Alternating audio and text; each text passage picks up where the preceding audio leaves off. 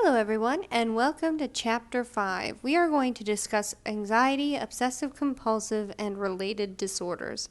Um, I'm going to try to keep this video more succinct because there's a lot of content in the book that I want you all to cover. And so this PowerPoint is going to have a lot of examples and video examples to try to illustrate some of these disorders.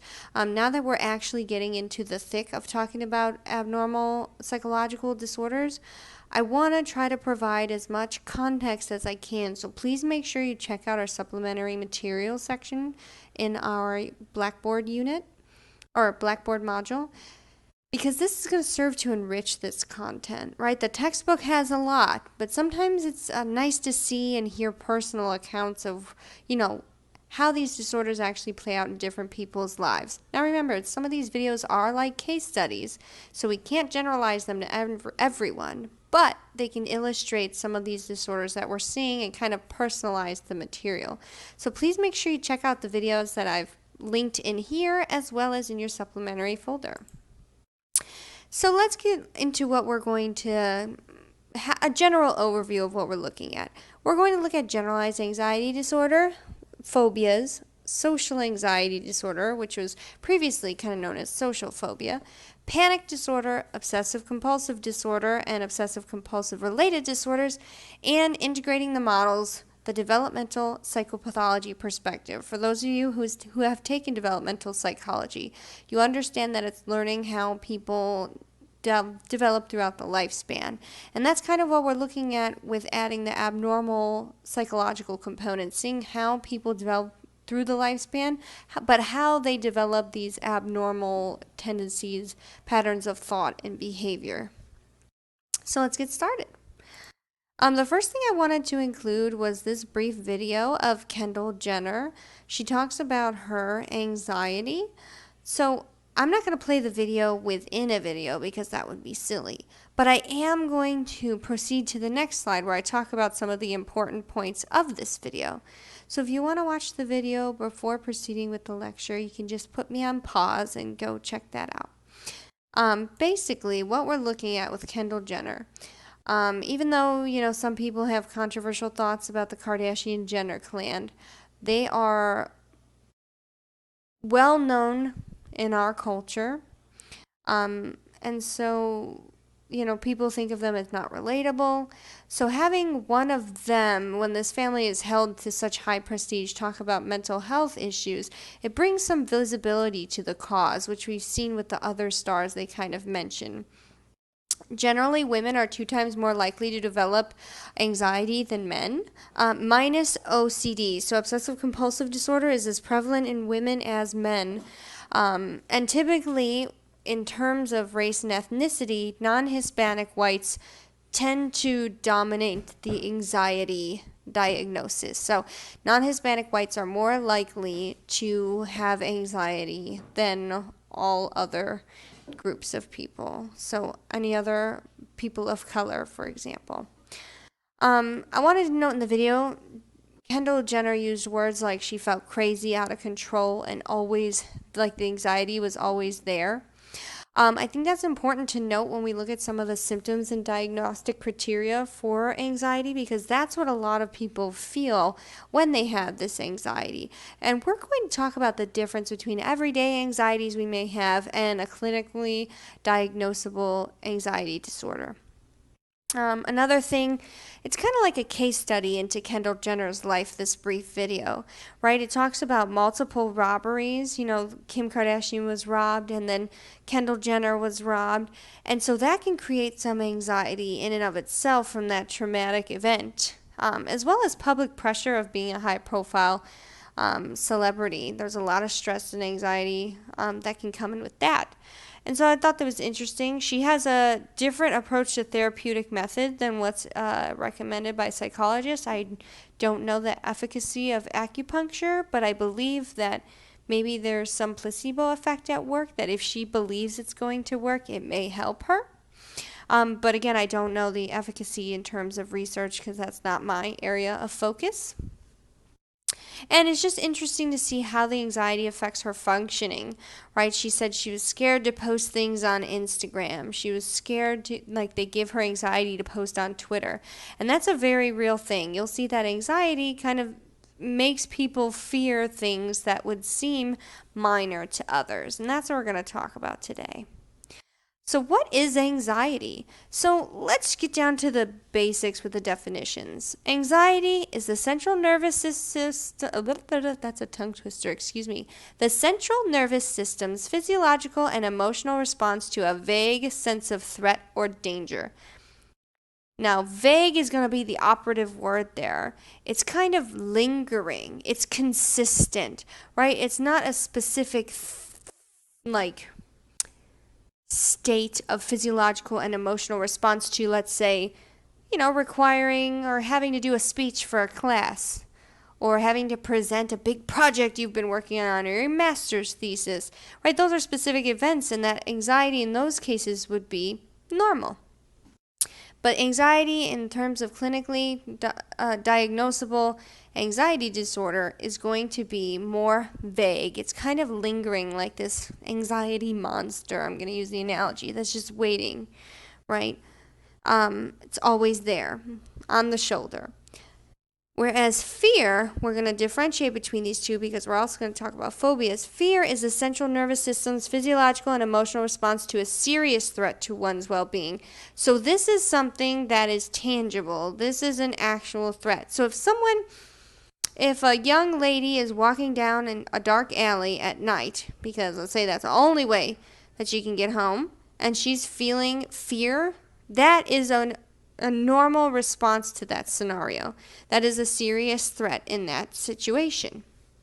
So that's kind of the difference between fear and anxiety. Fear is a little more rational in the sense. Anxiety can tend to be a little irrational. It kind of lies to you sometimes.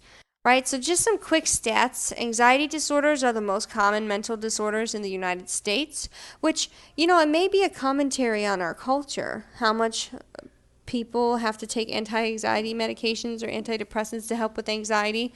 18% of the U.S. population has had some sort of diagnosable anxiety disorder within the last year. 29% of Americans develop the disorder in their lifetime, and about 37% of people with an anxiety disorder receive treatment. So that's a pretty good number. There's still a lot of stigma.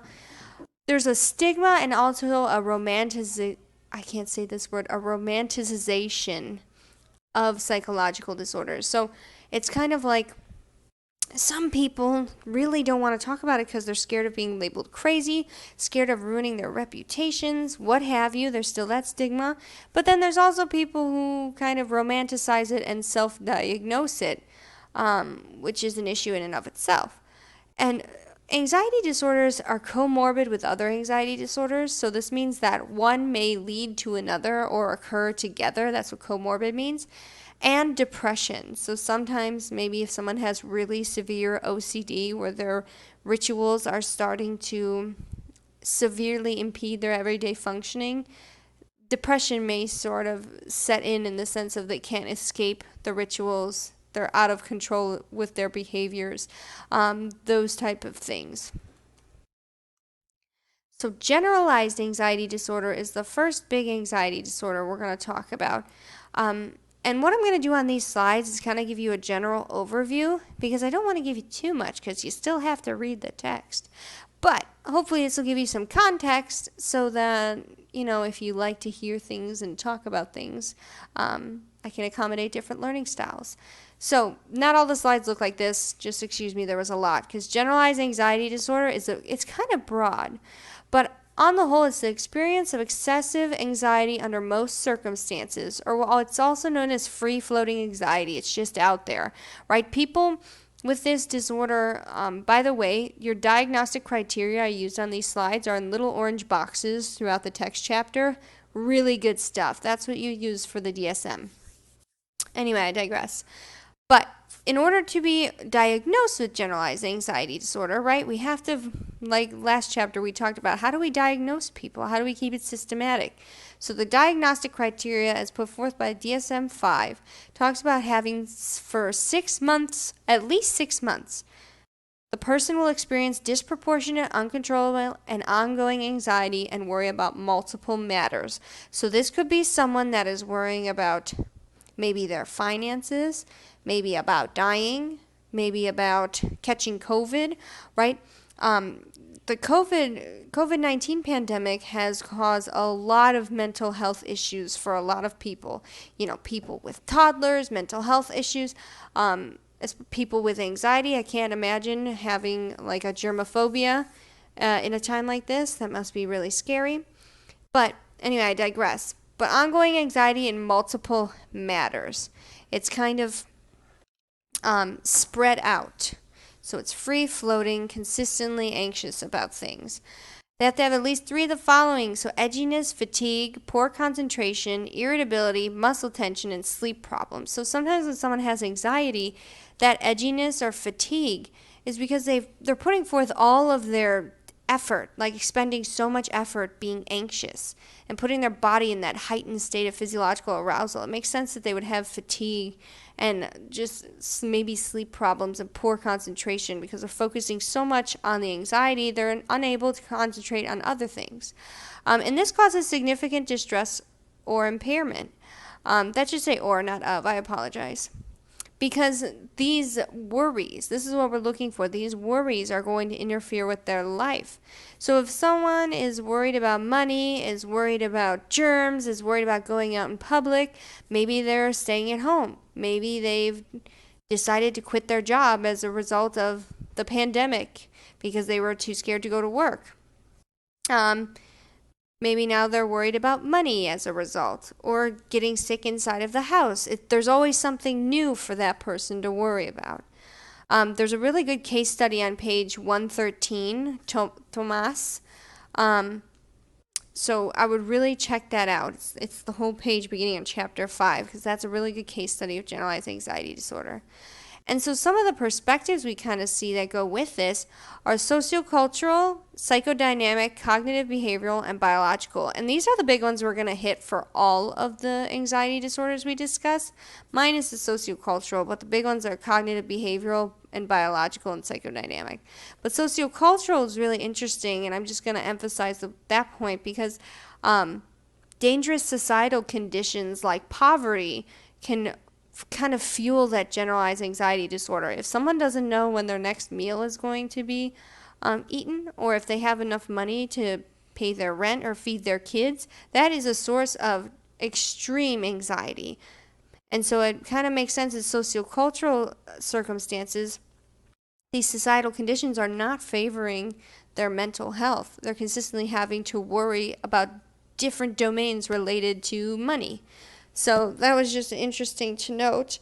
Also, the psychodynamic perspective, as you're going to see with the other anxiety disorders, talks about how people have inadequate defense mechanisms. So basically what we're saying, remember how we said your id is like those little impulses, those little animalistic impulses, and your ego is like the reality of those impulses. Like, we can't do that right now. You need to calm down, id, because this is what's going on. And our ego has these defense mechanisms to kind of help us control those id impulses. So the psychodynamic perspective says that, hey, with generalized anxiety disorder, we have inadequate defense mechanisms. They're not helping quell those impulses, and the worry is just kind of running wild. And so those defense mechanisms may have been harbored by, our parents' parenting style, for example, and we're going to talk about that further. In terms of cognitive behavioral perspective, we're looking at the cognitive focus. So anxiety stems from that worry, that excessive worry. So there's an issue with someone's cognitive processes, with what they're thinking, right? And so Albert Ellis had this idea that people with generalized anxiety disorder have basic irrational assumptions. They're assuming irrationality. Their thoughts in and of themselves are irrational. They don't make sense. They may be assuming the worst. For example, it's important that we confront those irrational assumptions to help fix the thought processes surrounding the anxiety. With the metacognitive theory and Wells, we're looking at how people think about their worry, how they worry about their worry in essence. Anytime you see that metacognitive, that's just thinking about our thinking. So in this case, we're looking at our worry. People with anxiety may sometimes use their worry to distract them from other means and see it as productive. Like, it's good I worry about money because it'll help me to avoid this bad scenario later. But they may have a moment where they say, maybe I shouldn't worry that much. Now I'm worried about my worry. Am I worrying too much? So that's kind of the idea of metacognitive theory. One more thing to note, I'm not going to discuss the biological component because you all are going to read about that. But notable treatments for generalized anxiety disorder, we have rational emotive therapy. That's Albert Ellis, where we talked about him challenging those basic irrational assumptions. So he would have the client walk through their thought processes, and he would be it is kind of combative in the sense because you're telling someone, hey, this thought process in and of itself is irrational. The thought you have thinking, I don't know, you're going to get sick every time you touch a doorknob, that is irrational. So we need to replace it with something else. Whereas mindfulness-based CBT, so CBT just means cognitive behavioral therapy. This is going to be different. Kind of see rational emotive therapy and acceptance and commitment therapy are both seeking to address those irrational assumptions or those invasive worries and thoughts. Whereas irrational emotive therapy is going to combat them and say, hey, we need to change that thought. Acceptance and commitment therapy is going to say, you know what? That thought is totally normal. Everyone has those kind of thoughts. That's how it's normal, in the sense that everyone has them, not in that the thought itself is normal. So maybe if I were a CBT oriented therapist looking to practice acceptance and commitment therapy, I would tell you, if you were worried about touching germs and dying every time you touched a doorknob, I would say, you know what? This is an irrational thought, but you don't have to feel bad about it because everyone has these thoughts. And we shouldn't spend so much time harping on them. You need to accept the thought as it is and just let it go. Now, I know that sounds easier said than done, and they're professionally trained to do that kind of thing, and I'm not, but that's it in a nutshell. So rational emotive therapy is very combative, whereas acceptance and commitment therapy is very accepting. It's understanding that these thoughts happen in our head, but also understanding that we don't have to pay them too much mind. And then there's also psychopharmacological interventions that can help, such as antidepressants and anti-anxiety meds. I'm going to pause this video here. Stay tuned for part 2.